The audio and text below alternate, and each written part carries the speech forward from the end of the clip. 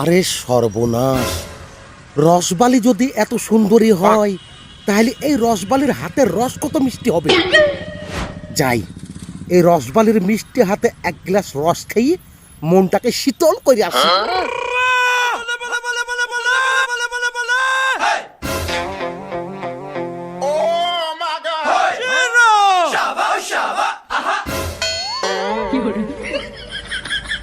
রস দেব? হ্যাঁ, লাগবে তো তোমার এই মিষ্টি হাতের এক গ্লাস মিষ্টি রস।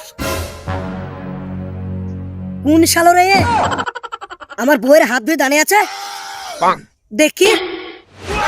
হাত ছাড়ুন। রসে লবণ দেব নাকি?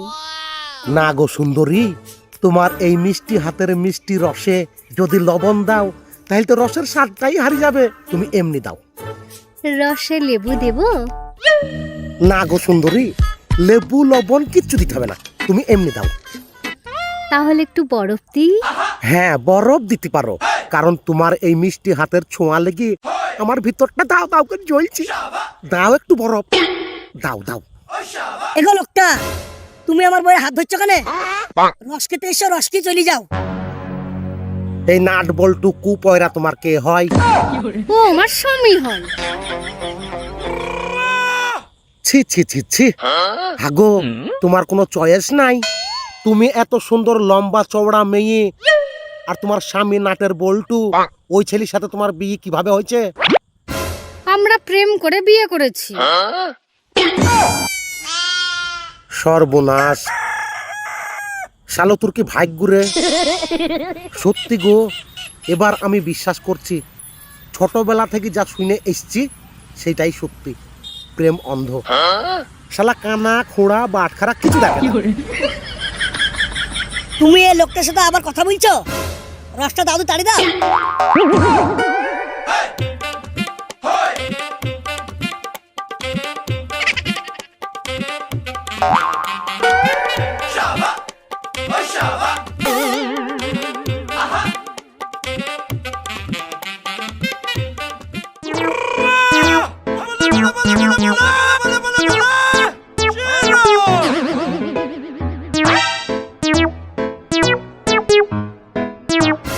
আরে আশ্চর্য লোক রে, আরে খেয়ে চলে যাও না গো। ক টাকা সুন্দরী? ক টাকা? 20 টাকা। এ লাও 50 টাকাই থুই দাও। হ্যাঁ, আবার আসবো।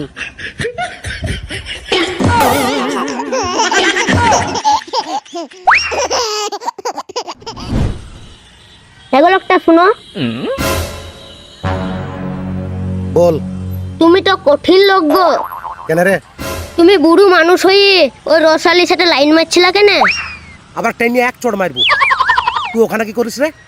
তোকে আমি রোজ দেখতে পাই, সারাদিন বসে থাকিস, এক গ্লাস রস খাইস নি, কিছু খাইস নি, চুপচাপ বসে থাকিস। কিসের লেগে বসে থাকিস তুই? আবার লোককে দোষ দিচ্ছিস। মারবো চড়।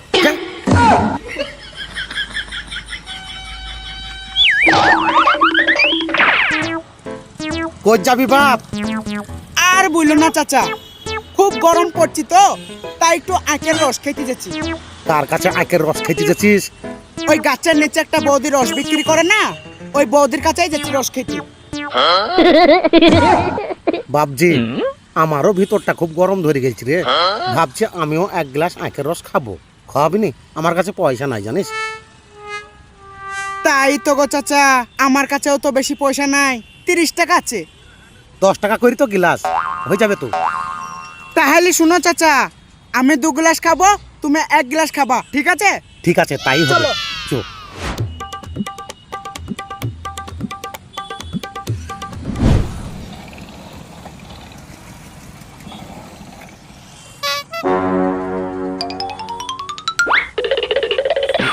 ও বৌদি, 10 টাকা वाला 3 গ্লাস রস দাও।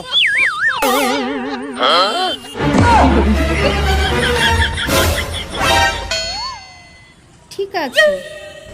এগো লোকটা, তুমি আবার কিসের জন্য এসেছো? কিসের লেগে আসবো আবার? রস খেতে এসেছি। তুমি যে এক্ষুনি রস খেয়ে গেলে, খেয়ে গেলাম তা কি হয়েছে, আবার খাবো? তোর বইয়ের রস কি আমি ফ্রিতে খেয়েছি নাকি? তাই বসে বসে ক্যাট পাকা মারাচ্ছিস?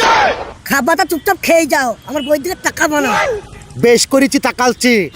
তোর বউকে রাস্তায় দাঁড়িয়ে রস বিক্রি করতে দিচ্ছিস কেন? যেমন নিজের বউকে রাস্তায় দাঁড়িয়ে ব্যবসা করাছিস, 100 বার তাকাবো। চুপচাপ বসে থাক, বুঝলি? দাও গো সুন্দরী, রস দাও। তোমার হাতের রস খেয়ে কলিজাটা একটু ঠান্ডা করিলি।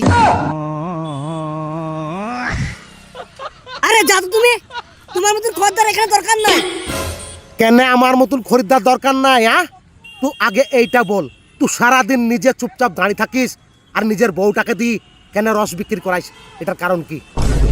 কারণ আবার কি, আমি থাকলে খদ্দার কম হয়, আমার বউ থাকলে খদ্দার বেশি হয়, তার জন্য রস বিক্রি করতে দিই। শালো পয়রা কা পুরুষের কথা শুনেছিস? ও নিজে বলছে আমার বউকে দাঁড়িয়ে দিলে রস বিক্রি বেশি হয়, খরিদ্দার বেশি হয়, আর আমি দাঁড়াইলি খরিদ্দার কম হয়। আবার আমি বারে বারে আসছি আর রস খেছি আর আমাকে দোষ দিচ্ছি। বুঝছি তুমি আসো কেন বারে বারে আর আমার বইয়ের দিকে তাকাও কেন? আবার বলছি তোমার মতন খরিদ্দারের দরকার নাই। এই, তোর লজ্জা লাগে না অত সুন্দর মেয়েটাকে রাস্তায় দাঁড়িয়ে ব্যবসা করাইতি? এগো মেয়ে, তুমি নিজের ইচ্ছায় এখানে দাঁড়িয়ে রস বিক্রি করো না ও তোমাকে জোর করে করাই? আমি নিজের ইচ্ছাই করি না, ও আমাকে জোর করে করায়। যদি না করি তাহলে আমাকে মারে। বাড়ির বউ হয়ে রাস্তায় দাঁড়িয়ে ব্যবসা করতে, রস বিক্রি করতে কারোর কি ভালো লাগে বলুন? চিন্তা কর শালো, কত বড় বেজাত। আরে রাস্তায় দাঁড়িয়ে ব্যবসা করে কোন মেয়েরা? যাদের স্বামীরা হ্যান্ডিক্যাপ, হয়তো কিছু করতে পারে না, যাদের স্বামী মারা গেছে, সেই সব স্বামীদের বউরা রাস্তায় দাঁড়িয়ে ব্যবসা করতে পারে, সেটা তাদের বাধ্যতা। আর তুই কেন রাস্তায় দাঁড়িয়ে নিজের বউকে ব্যবসা করাইস রে?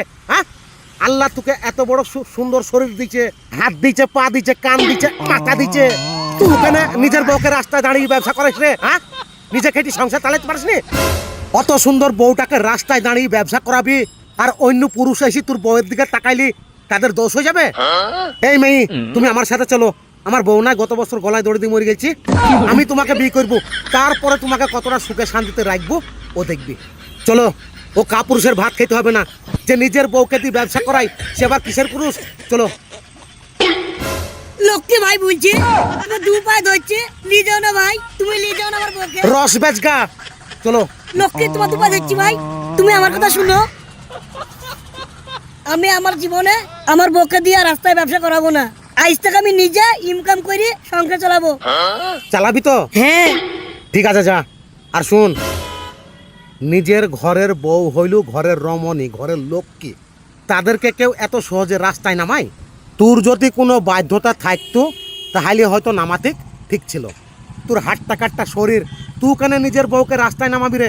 যা, ভালোভাবে ব্যবসা করগা, যা। যাও গো, যাও, যা। ওগো, তুমি বাড়ি যাও, আজ থেকে সব দায়িত্ব আমি নিচ্ছি। ঠিক আছে। ঠিক আছে, যাও।